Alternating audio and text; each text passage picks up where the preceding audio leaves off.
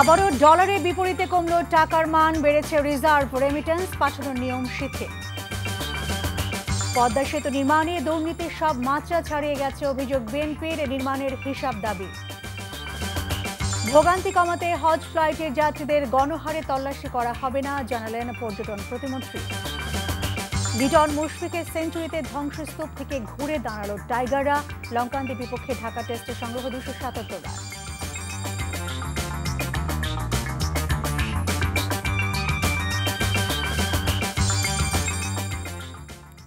আসসালামু আলাইকুম, শারমিল লীনা স্বাগত জানাচ্ছি এনটিভির রাতের খবরে। একেএস টিমটি বার শিরোনাম দেখছিলেন, এবারে পুরো খবর। আবারও ডলারের বিপরীতে টাকার মান কমালো বাংলাদেশ ব্যাংক। আজ প্রতি মার্কিন ডলারের বিনিময় মূল্য 40 পয়সা বাড়িয়ে 87 টাকা 90 পয়সা নির্ধারণ করা হয়েছে। অন্যদিকে কিছুটা বেড়েছে বৈদেশিক মুদ্রার রিজার্ভ। বিশেষজ্ঞরা বলছেন, বৈদেশিক বাণিজ্যে ঘাটতি কাটিয়ে ওঠার পাশাপাশি রিজার্ভ বৃদ্ধির উদ্যোগ নিতে হবে সরকারকে। হাসানুল শাওনের রিপোর্ট। চাপের মুখে বিশ্ব অর্থনীতি, যার প্রভাব পড়ছে বাংলাদেশেও। বিশেষ করে বাণিজ্য ঘাটতির প্রভাব পড়েছে সাম্প্রতিক সময়ে কেন্দ্রীয় ব্যাংকের বৈদেশিক মুদ্রার রিজার্ভে, যাতে বেশ কিছুদিন যাবৎ অস্থিরতা ডলারের বাজারে। এরই প্রেক্ষিতে সাম্প্রতিক সময়ে বেশ কবার টাকার মান কমিয়েছে বাংলাদেশ ব্যাংক।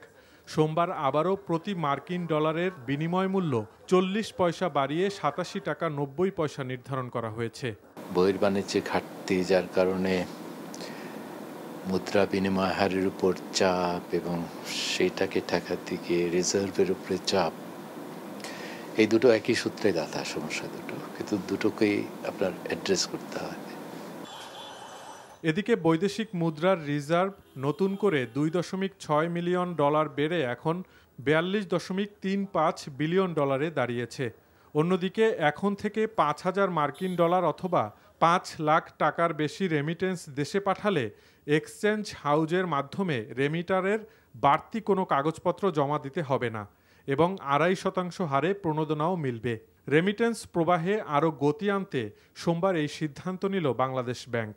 এই মুহূর্তের জন্য আসলে বাজারে ডলারের সরবরাহ স্থিতিশীল রাখার জন্য আপনাকে বিভিন্নমুখী পদক্ষেপ নিতে হবে এবং তার ভিতরে আপনাকে ডলারের রিজার্ভ বৃদ্ধি করার যেমন বিষয় রয়েছে, আবার অন্যদিকে আপনার কিছু নিরুৎসাহমূলক, কিছু প্রণোদনামূলক, কিছু সতর্কতামূলক এবং কিছু আবার আইনগত সুশাসনমূলক বিভিন্ন রকমের উদ্যোগই আসলে নেবার প্রয়োজন হতে পারে।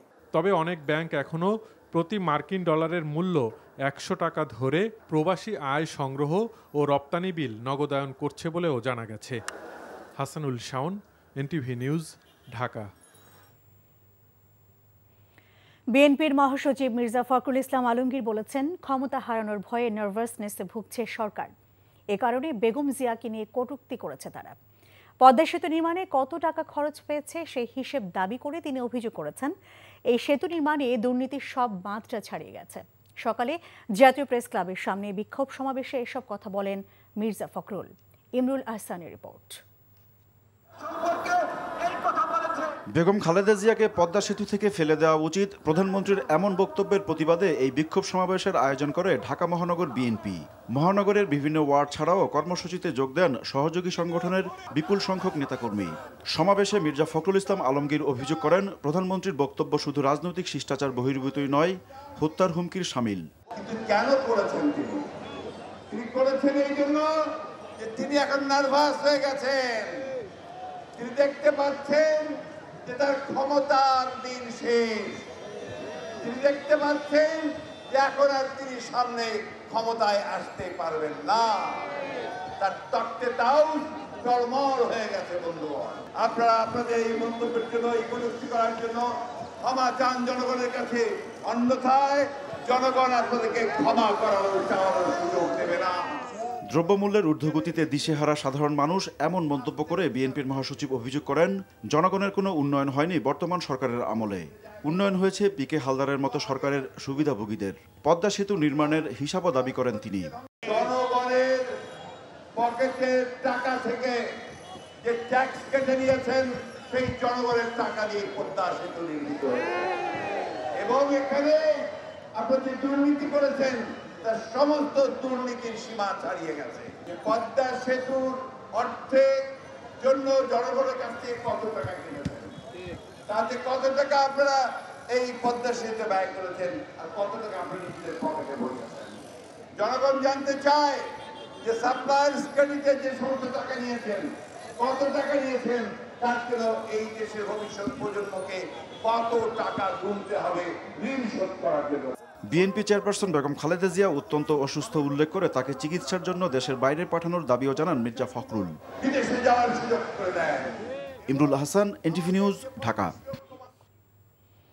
করোনা মহামারীর মধ্যে রাশিয়া ও ইউক্রেনের যুদ্ধ বিশ্বের বিভিন্ন দেশে অর্থনৈতিক ও সামাজিক সংকট তৈরি করেছে জানিয়ে তা বন্ধে বিশ্ব নেতাদের দ্রুত পদক্ষেপ নেবার আহ্বান জানিয়েছেন প্রধানমন্ত্রী শেখ হাসিনা। জাতিসংঘের এশিয়া ও প্যাসিফিক অঞ্চলের অর্থনৈতিক ও সামাজিক কমিশন স্ক্যাপের ৭৮তম বার্ষিক অধিবেশনে পাঠানো ভিডিও বার্তায় এই আহ্বান জানিয়েছেন তিনি। রিপোর্ট করছেন রোকন উদ্দিন। এশিয়া প্যাসিফিক অঞ্চলের দেশগুলোতে টেকসই উন্নয়নের চ্যালেঞ্জ মোকাবেলায় গঠিত হয়েছিল the economic and social commission for Asia and Pacific এসক্যাপ। সোমবার থেকে থাইল্যান্ডের রাজধানী ব্যাংককে শুরু হয়েছে কমিশনের ৭৮তম বার্ষিক অধিবেশন। সেখানে পাঠানো এক ভিডিও বার্তায় বর্তমানে বিশ্বের বিভিন্ন দেশে অর্থনৈতিক সংকট চলছে জানিয়ে তা মোকাবেলায় দ্রুত রাশিয়া ইউক্রেন যুদ্ধ বন্ধে পদক্ষেপ নেবার আহ্বান জানান শেখ হাসিনা।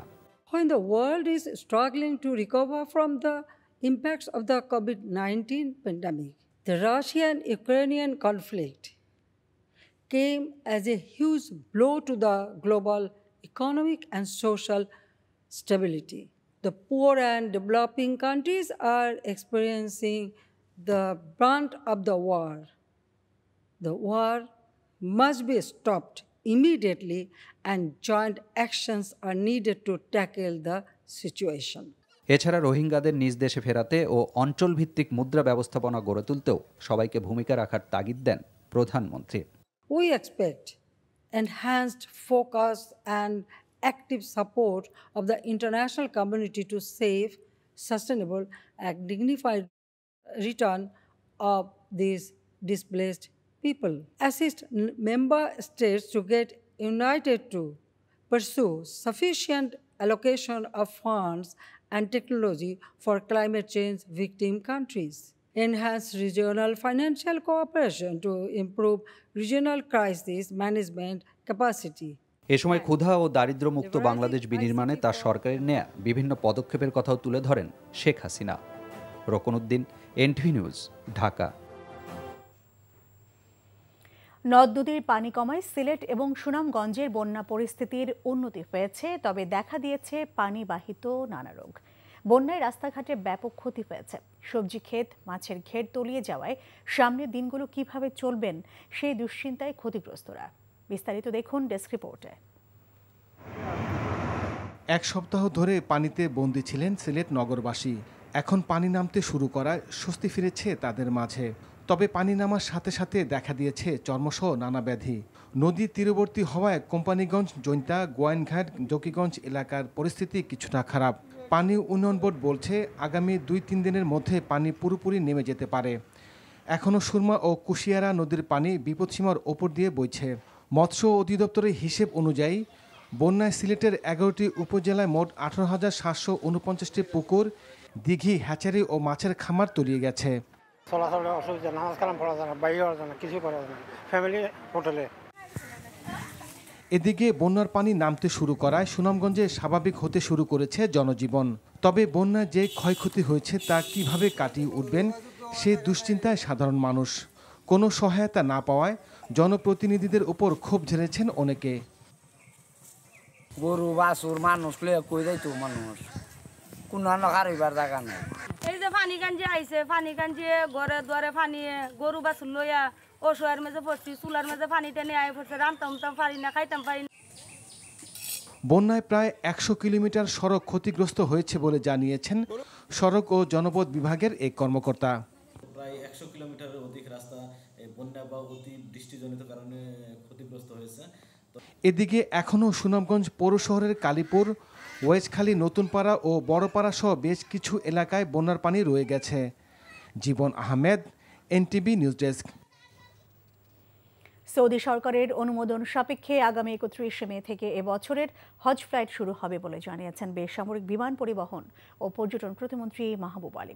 বলেন, হযরত শাহজালাল আন্তর্জাতিক বিমানবন্দরে যাত্রী ভোগান্তি কমাতে সাধারণ যাত্রীদের তল্লাশি প্রক্রিয়ার আধুনিকায়ন করা হবে। গণহারে সব যাত্রীকে তল্লাশি করা হবে না। আরও জানাচ্ছেন মিজান রহমান।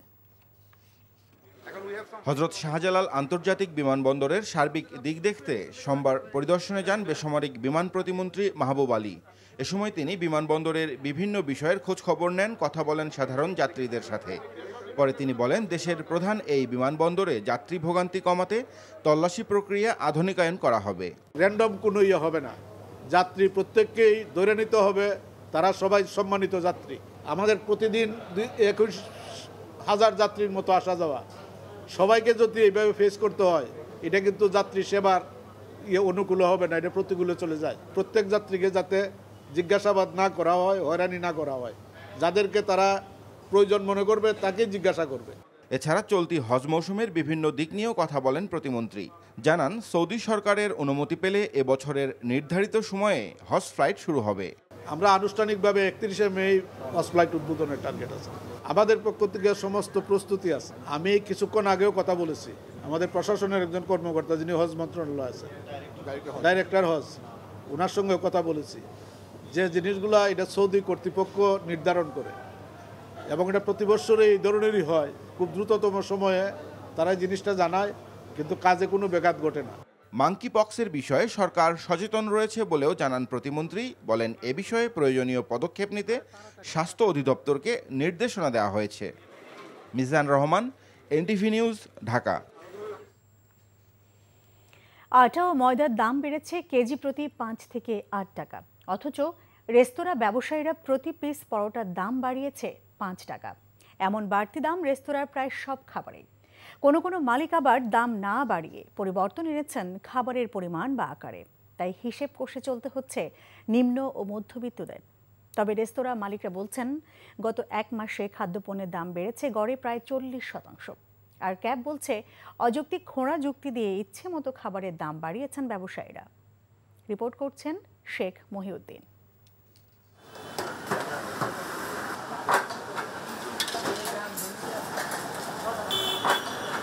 এই দোকানে আমরা সিঙ্গারা খেতাম আগে 7 টাকা, এখন খাই 10 টাকা। আগে 2 টাকা, এখন 1 টাকা দিয়েছি। ঠিক আছে,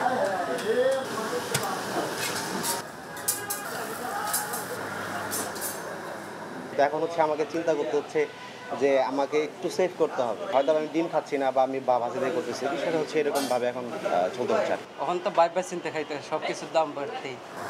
এমন বাস্তবতার মুখোমুখি ভোক্তা সাধারণ।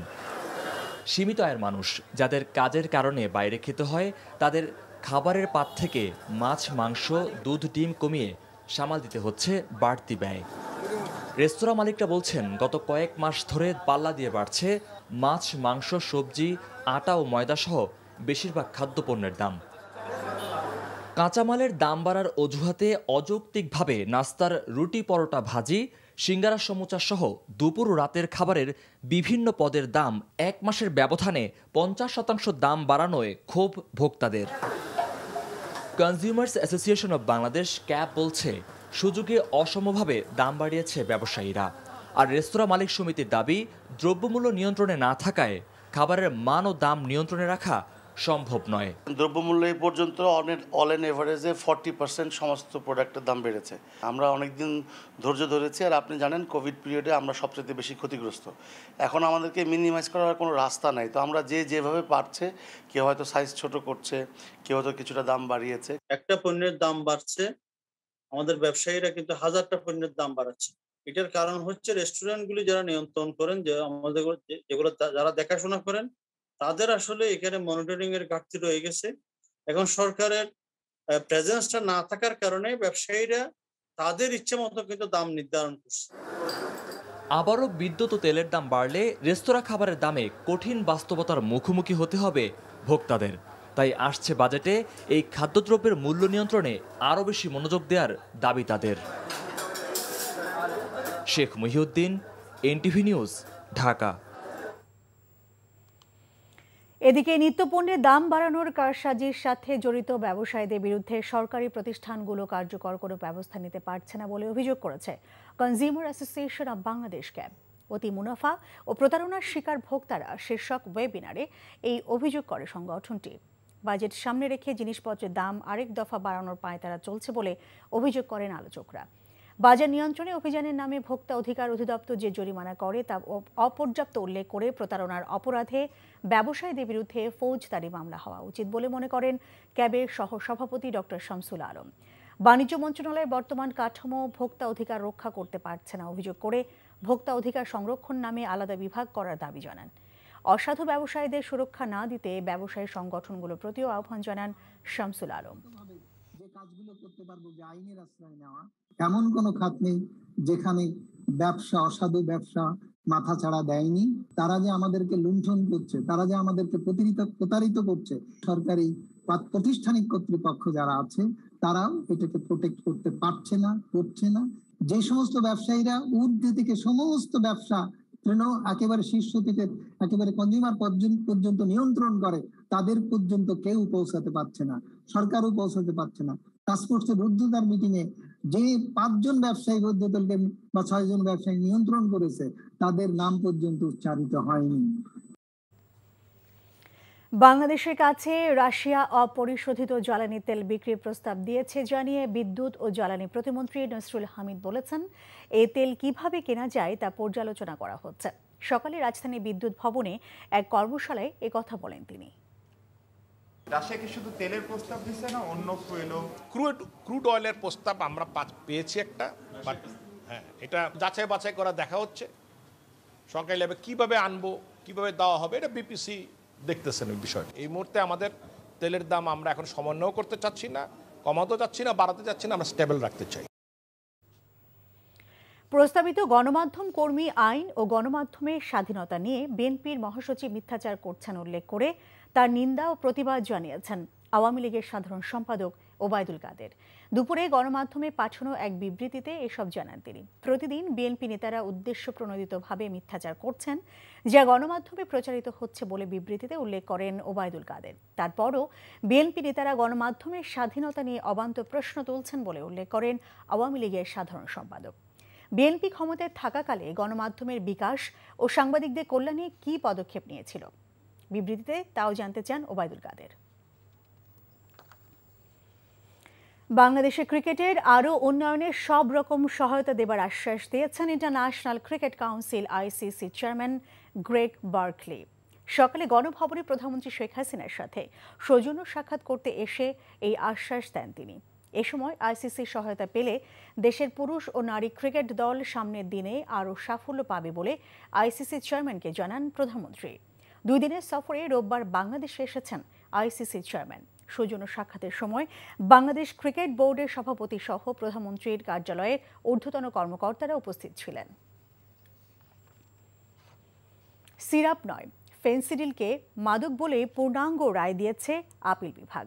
সোমবার 22 পাতার পূর্ণাঙ্গ রায়ে আদালত বলেন, ফেন্সিডিল একসময় কাশির সিরাপ হিসেবে ব্যবহার হলেও এখন তা পুরোটাই মাদক। পরিমাণ যতটুকুই থাকুক না কেন তা মাদক হিসেবেই গণ্য হবে বলে জানানো হয় পূর্ণাঙ্গ রায়ে। এতে আরও বলা হয়, ফেন্সিডিল বহনকারীদের মাদক ব্যবসায়ী হিসেবে গ্রেফতার করা যাবে।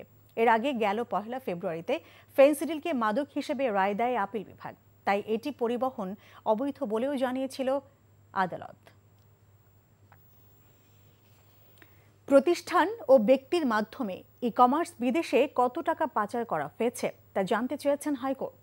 একই সঙ্গে অর্থ আত্মসাৎ ও বিদেশে ই-কমার্সের অর্থ পাচারের ঘটনা নেপথ্যে কে বা কারা জড়িত এবং কাদের ব্যর্থতায় অর্থ পাচার হয়েছে, সংশ্লিষ্টদের কাছে এ বিষয়ে তথ্য চাওয়া হয়েছে। হাইকোর্টের বিচারপতি মোহাম্মদ মুজিবুর রহমান মিয়া ও বিচারপতি খিজির হায়াতের সমন্বয়ে গঠিত বেঞ্চ এই আদেশ দেন। ই-কমার্স প্রতিষ্ঠানে আর্থিক কেলেঙ্কারির সঙ্গে জড়িত ব্যক্তি ও প্রতিষ্ঠানকে খুঁজে বের করতেও নির্দেশ দিয়েছেন হাইকোর্ট। একই সঙ্গে ই-কমার্স প্রতিষ্ঠান থেকে কী পরিমাণ টাকা বিদেশে পাচার করা হয়েছে তা নিরূপণ করতে দুদক সহ সংশ্লিষ্টদের নির্দেশ দিয়েছেন আদালত। ই-কমার্স এই দেখভালের দায়িত্বটা আসলে কার, এই রেগুলেশনটা কে করবে? তো এই রেগুলেটরি বডি একটা তৈরি করার জন্য ডিরেকশন চেয়েছি মহামান্য হাইকোর্টের কাছে। উনি সন্তুষ্ট হয়ে রুল এবং ডিরেকশন দিয়েছে যে একটা রেগুলেটরি ইন্ডিপেন্ডেন্ট বডি কেন গঠন করা হবে না to oversee the e commerce trading, এটাই মূলত কোর্ট সন্তুষ্ট রুল দিয়েছে এবং ডাইরেকশন দিয়েছে। ৭১-এর ঘাতক দালাল নির্মূল কমিটি এবং বাংলাদেশে মৌলবাদী ও সাম্প্রদায়িক সন্ত্রাস তদন্তে গঠিত গণকমিশনের অর্থের উৎস ও দুটি সংগঠনের সদস্যদের সম্পদের অনুসন্ধানের জন্য দুর্নীতি দমন কমিশনের স্মারকলিপি দিয়েছেন ১১ জন আলেম। দুপুরে রাজধানীর সেগুনবাগিচায় দুদকের প্রধান কার্যালয়ে গিয়ে দুদকের সচিব মোহাম্মদ মাহবুব হোসেনের কাছে তারা এই স্মারকলিপি দেন। ইসলামিক কালচারাল ফোরাম বাংলাদেশ নামে একটি সংগঠনের ব্যানারে এই স্মারকলিপি দেওয়া হয়। সংগঠনের প্রধান উপদেষ্টা ও হেফাজতে ইসলাম বাংলাদেশের কেন্দ্রীয় নায়েবে আমির পীর মিজানুর রহমান চৌধুরীর নেতৃত্বে ১১ জনের একটি প্রতিনিধি দল স্মারকলিপি দিতে দুদকে যায়। তারা বলেন, গণকমিশন ১১৬ জন আলেম ও ইসলামিক বক্তা এবং সহস্রাধিক মাদ্রাসার বিরুদ্ধে ২,০০০ পৃষ্ঠার যেসব অভিযোগ এনেছে এর কোনো ভিত্তি নেই।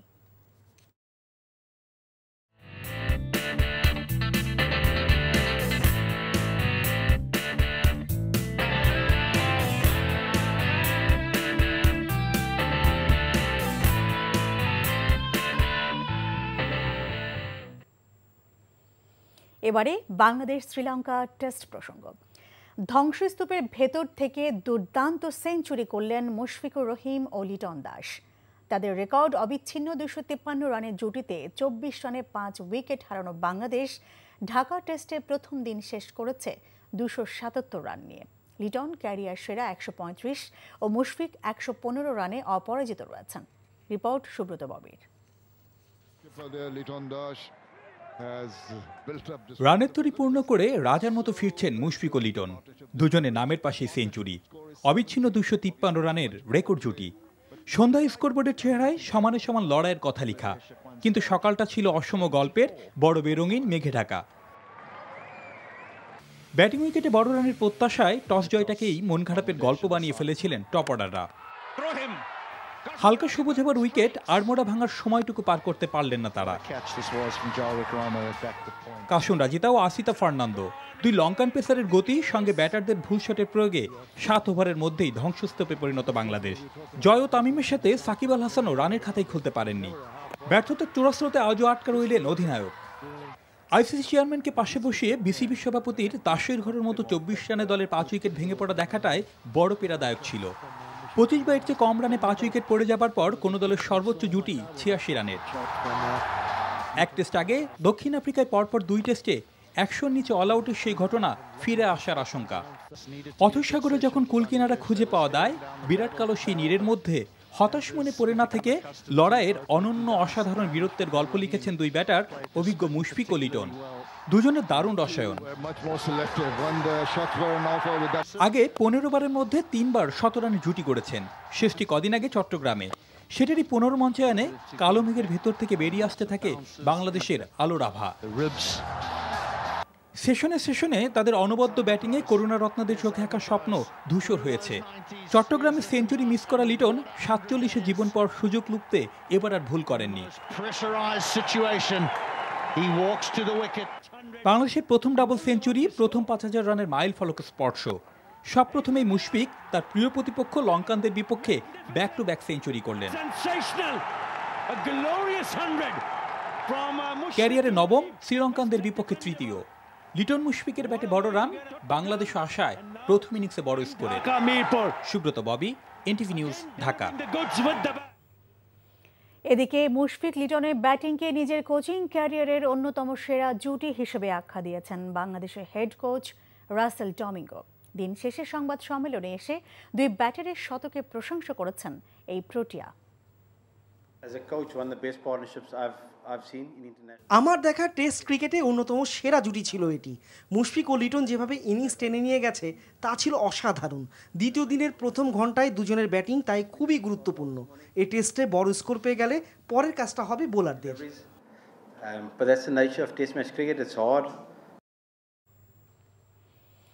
নারায়ণগঞ্জ অপহরণের পর কিশোর গ্যাংয়ের সদস্যদের পাশবিক নির্যাতনে প্রাণ গেল এক শ্রমিকের। ভোরে চিকিৎসাধীন অবস্থায় সুব্রত চন্দ্র মণ্ডল নামের ওই কিশোর মারা গেছে। কিশোর গ্যাংয়ের সদস্যরা তার দুটি আঙুল কেটে দেয়, বাকিগুলো ভেঙে দেয়। চিকিৎসকরা জানিয়েছেন নির্যাতনে দুটো কিডনি নষ্ট হয়ে যায় সুব্রতর। গত 15 মে শহরে দেওভোগ জিউস পুকুর পাড় এলাকার বাসা থেকে ডেকে নিয়ে তার উপর চালানো হয় রাতভর পাশবিক নির্যাতন। পরে সুব্রতকে তার বাড়ির সামনে ফেলে রাখা হয়। স্থানীয়রা হুঁশিয়ারি কারখানার ওই শ্রমিককে সাইনবোর্ড এলাকায় একটি হাসপাতালে ভর্তি করে। সেখানে চিকিৎসাধীন অবস্থায় সে মারা যায়। নিহতের পরিবারের অভিযোগ, গত সিটি নির্বাচনে জয়ী কাউন্সিলর প্রার্থী মনিরুজ্জামান মনিরের পক্ষে কাজ না করায় সুব্রতকে হত্যা করেছে প্রতিপক্ষ। সুব্রত সাবেক কাউন্সিলর শফিউদ্দিন প্রধানের হয়ে কাজ করেছিল। নরসিংদীর বেলাবতে স্ত্রী 2 সন্তানকে হত্যার দায় স্বীকার করে আদালতে স্বীকারোক্তিমূলক জবানবন্দি দিয়েছেন গ্রেফতার গিয়াসউদ্দিন শেখ। প্রতিপক্ষকে ফাঁসাতে ও ঋণের বোঝা থেকে বাঁচতে তিনি তাদের হত্যা করেছেন বলে জানিয়েছেন। বিকেলে জুডিশিয়াল ম্যাজিস্ট্রেট আদালতে বিচারক রাকিবুল হকের আদালতে এই জবানবন্দি দেন গিয়াস। পরে তাকে কারাগারে পাঠানোর নির্দেশ দেন বিচারক। হত্যার ঘটনায় নিহত রহিমার ভাই অজ্ঞাতনামা 10 জনকে আসামি করে বেলাবো থানায় মামলা করেছিলেন। পরে রহিমার স্বামী গিয়াসউদ্দিন শেখকে গ্রেফতার করা হয়।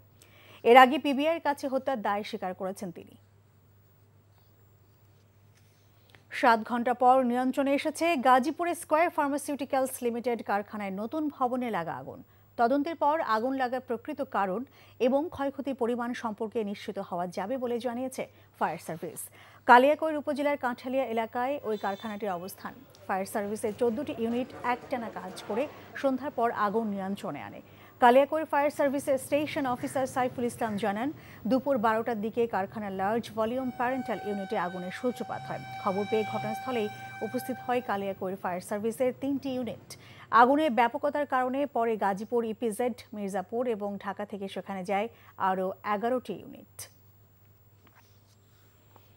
বিএনপি চেয়ারপারসন বেগম খালেদা জিয়াকে কটূক্তির অভিযোগে দেশে বিভিন্ন স্থানে বিক্ষোভ মিছিল করেছে ছাত্রদল। কেন্দ্রীয় কর্মসূচির অংশ হিসেবে নাটোর শহরের হাফ রাস্তা এলাকা থেকে একটি মিছিল বের হয়। পরে আলাইপুর দলীয় কার্যালয় ঘুরে নবাব সিরাজউদ্দৌলা সরকারি কলেজের সামনে গিয়ে শেষ হয়। বিএনপি চেয়ারপারসনকে হত্যার হুমকির অভিযোগ এবং টিএসসিতে ছাত্রদলের নেতাকর্মীদের উপর হামলার প্রতিবাদে কিশোরগঞ্জে শোলাকিয়া ঈদগাহ ময়দান থেকে একটি মিছিল বিভিন্ন সড়ক প্রদক্ষিণ করে। পরে পুরান থানা ইসলামিয়া মার্কেট চত্বরে এসে শেষ হয়। খালেদা জিয়াকে কটূক্তি ও কেন্দ্রীয় ছাত্রদলের সভাপতি কাজী রওনকুল ইসলাম শ্রাবণের উপর পুলিশি হামলা মামলার প্রতিবাদে টাঙ্গাইলে জেলা ছাত্রদলের বিক্ষোভ মিছিলে পুলিশি বাধায় পণ্ড হয়ে যায়। লক্ষ্মীপুরে জেলা ছাত্রদলের উদ্যোগে শহরের পুরাতন আদালত রোড থেকে একটি মিছিল শহরের প্রধান সড়ক প্রদক্ষিণ করে।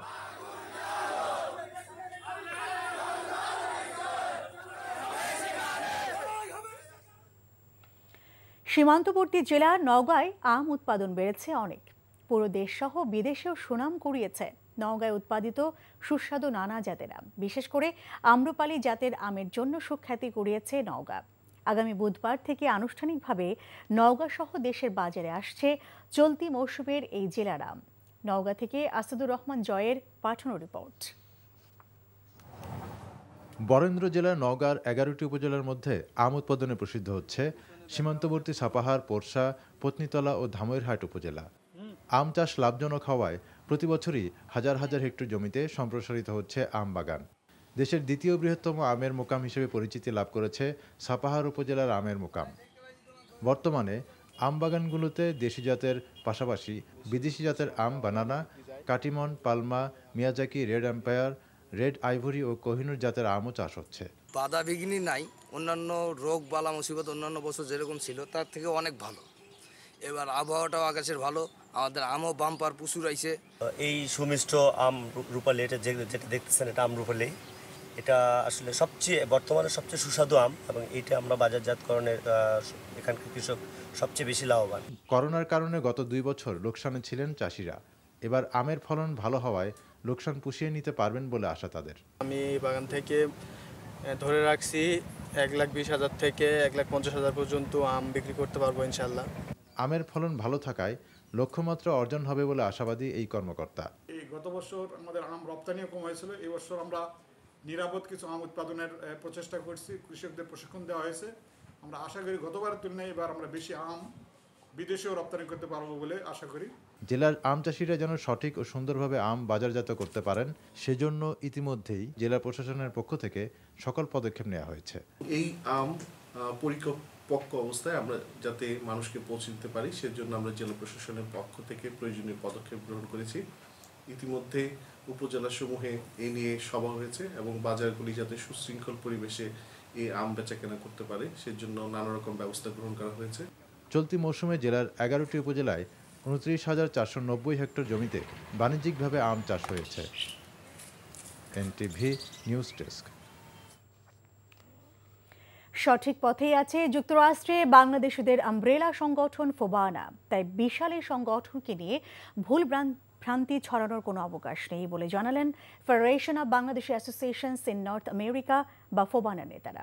স্থানীয় সময় শনিবার পরবর্তী ফোবানার ভেন্যু শিকাগোয় আসতে প্রবাসীদের আমন্ত্রণ জানানো হয় হোস্ট কমিটির পক্ষ থেকে। ফোবানার মিডিয়া পার্টনার এনটিভি ইউএসএ।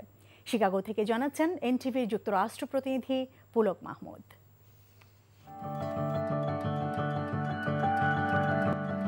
যুক্তরাষ্ট্রের উইন্ডি সিটি খ্যাত এবং বাংলাদেশের গর্ব প্রখ্যাত স্থপতি এফআর খানের স্মৃতি বিজড়িত শিকাগোয় ৩০ বছর পর আবারও বসবে ফোবানার ৩৬তম সম্মেলন। দীর্ঘদিন পর আবারও স্বাগতিক হচ্ছে শিকাগো, আর তাতে স্বভাবতই উচ্ছ্বসিত হোস্ট কমিটি সহ এখানকার স্থানীয় প্রবাসী বাংলাদেশিরা। এ উপলক্ষে স্বাগতিক স্বর শিকাগোয় এক অনুষ্ঠানের আয়োজন করা হয়েছিল, যেখানে আয়োজক কমিটির পক্ষ থেকে এর সদস্যদের আনুষ্ঠানিকভাবে পরিচয় করিয়ে দেওয়া হয়। এ সময় জানানো হয় আগামী ২, ৩ ও ৪ সেপ্টেম্বর অনুষ্ঠিত হবে এবারের ফোবানা সম্মেলন।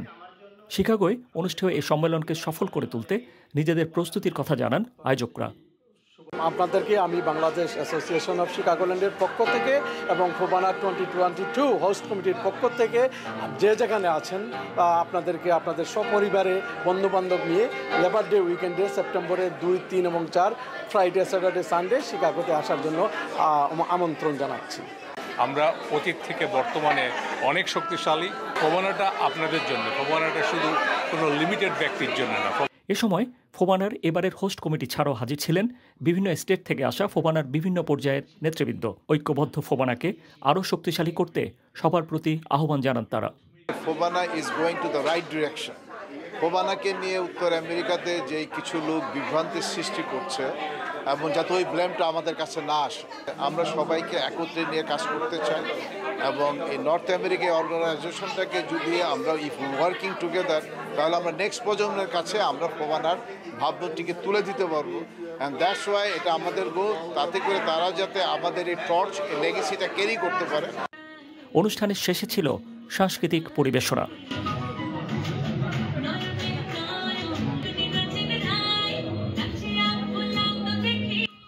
এর আগে ফোবানার এবারের ভেন্যু সহ অন্যান্য সুযোগ সুবিধা ঘুরে দেখেন সংগঠনের কর্মকর্তারা। শিকাগোর নর্থ শোর সেন্টার ফর পারফর্মিং আর্টসের জমকালো কনভেনশন হলে অনুষ্ঠিত হবে ফোবানার মূল অনুষ্ঠান। ভেন্যুর পাশেই হোটেলে আমন্ত্রিতদের থাকার ব্যবস্থা করা হয়েছে। একই সাথে ভেন্যু সংলগ্ন সুপরিসর জায়গা জুড়ে রয়েছে মেলা আয়োজনের ব্যবস্থাও। Pulak Mahmud, NTV news, Chicago.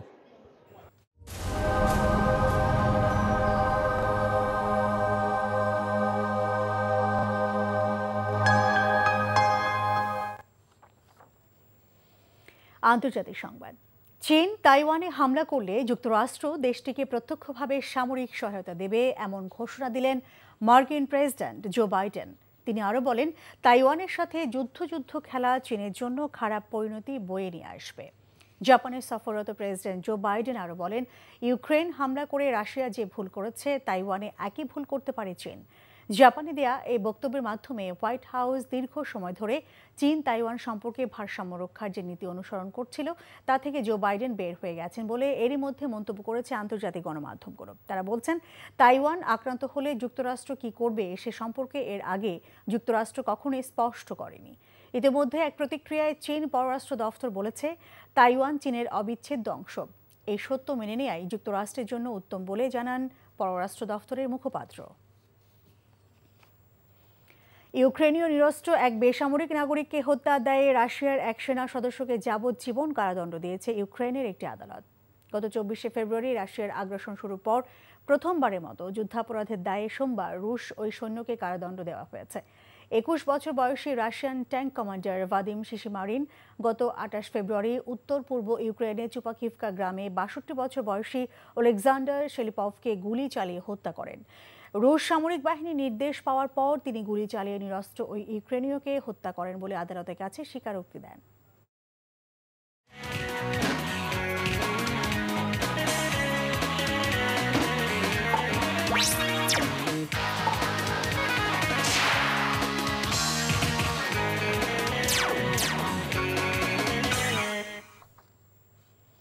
এবারে খেলার খবর, আবারও ক্রিকেট প্রসঙ্গ।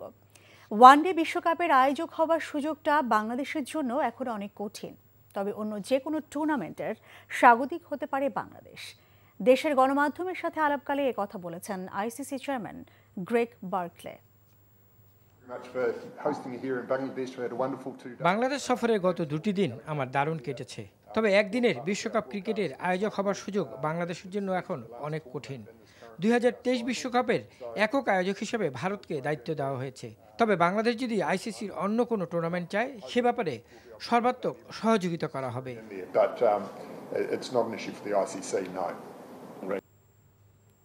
খবর শেষ করছি, তবে যাবার আগে একেএস টিমটি বার শিরোনামগুলো জানিয়ে দিচ্ছি আরও একবার। আবারও ডলারের বিপরীতে কমল টাকার মান, বেড়েছে রিজার্ভ, রেমিটেন্স পাঠানোর নিয়ম শিথিল। পদ্মা সেতু নির্মাণে দুর্নীতির সব মাত্রা ছাড়িয়ে গেছে অভিযোগ বিএনপির, নির্মাণের হিসাব দাবি।